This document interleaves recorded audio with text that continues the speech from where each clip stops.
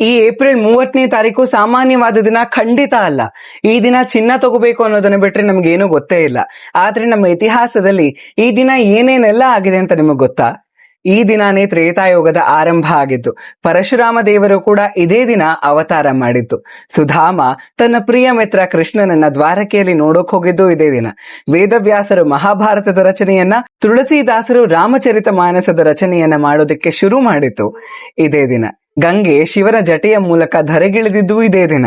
ಪಾಂಡವರಿಗೆ ಅಕ್ಷಯ ಪಾತ್ರೆ ಸಿಕ್ಕಿದ್ದು ಕೂಡ ಇದೇ ದಿನ. ಕುಬೇರ ಧನದ ಅಧಿಪತಿಯಾಗಿ ನೇಮಕ ಆಗಿದ್ದು ಇದೇ ದಿನ. ಆದಿಶಂಕರಾಚಾರ್ಯರು ಕನಕಧಾರ ಸ್ತೋತ್ರದ ರಚನೆಯನ್ನ ಮಾಡಿದ್ದು ಕೂಡ ಇದೇ ದಿನ.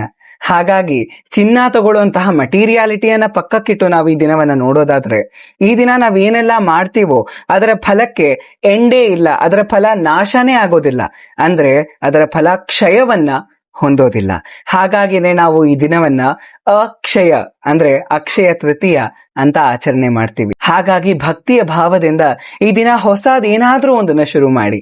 ಅದು ಒಂದ್ ರೌಂಡ್ ನಾಮಜಪವನ್ನ ಮಾಡೋದಾಗಿರ್ಬೋದು, ಹೊಸ ಗ್ರಂಥವನ್ನ ಓದೋದಕ್ಕೆ ಶುರು ಮಾಡೋದಾಗಿರ್ಬೋದು, ಅಥವಾ ಸಿಂಪಲ್ ಆಗಿ ಭಗವಂತನಿಗೆ ದಿನ ಪುಷ್ಪಾರ್ಚನೆಯನ್ನ ಮಾಡೋದನ್ನ ಶುರು ಮಾಡೋದಾಗಿರ್ಬೋದು. ಹರೇ ಕೃಷ್ಣ.